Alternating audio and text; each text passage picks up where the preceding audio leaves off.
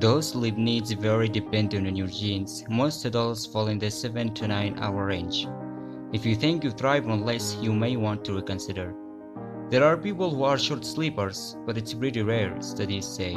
We're not very good judges of how sleep loss affects us, and most people who think they do well on little sleep would probably function better with a little more. One common misconception is that older adults don't need as much sleep as they did in middle age. Older adults should still aim for at least 7 hours, studies say. Older adults have different sleep patterns. They tend to sleep more lightly and may wake earlier in the morning.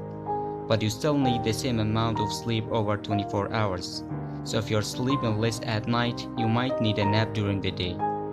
Find out how much you need to sleep. What's the magic number of hours you should be sleeping? Here are 2 strategies for finding out how rested you really are. Keep a sleep diary. Track the time you go to bed and wake up and look for patterns.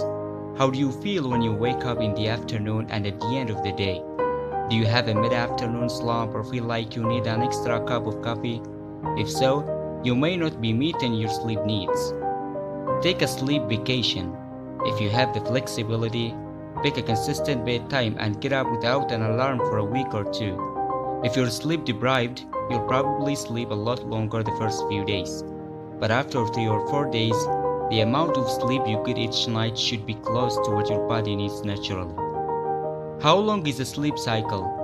An average sleep cycle lasts about 90 minutes. Ideally, you want to get 5 or 6 of those cycles each night to feel fresh and rested. You might not have a lot of choice about what time the alarm clock rings in the morning, but you may be able to tweak your bedtime. Figure out how many hours you want to be slumbering. Then, add on an extra 15 minutes to give yourself time to fall asleep. The question is, what happens if you don't get enough sleep?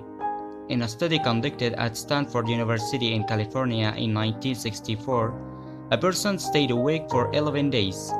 After 24 hours without sleep, he started having trouble reading and watching television.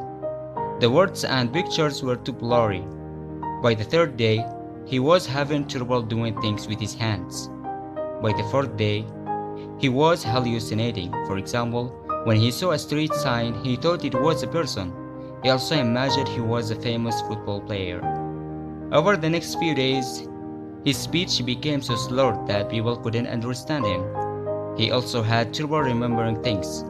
By the 11th day, he couldn't pass a counting test.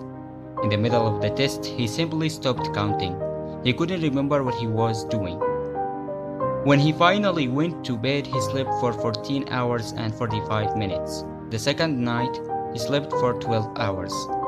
The third night, he slept for 10.5 hours, and by the 4th night, he had returned to his normal sleep schedule. Even though he recovered quickly, scientists believe that going without sleep can be dangerous. They say that people shouldn't repeat this experiment. During your lifetime, you will likely spend 25 years or more sleeping. But why? What is the purpose of sleep? Surprisingly, scientists don't know for sure. Scientists used to think we turned our brains off when we went to sleep. Sleep researchers now know, however, that our brains are very active when we sleep. Some scientists think we sleep in order to replenish brain cells. Other scientists think that sleep helps the body to grow and relieve stress. Whatever the reason, we know that it's important to get enough sleep.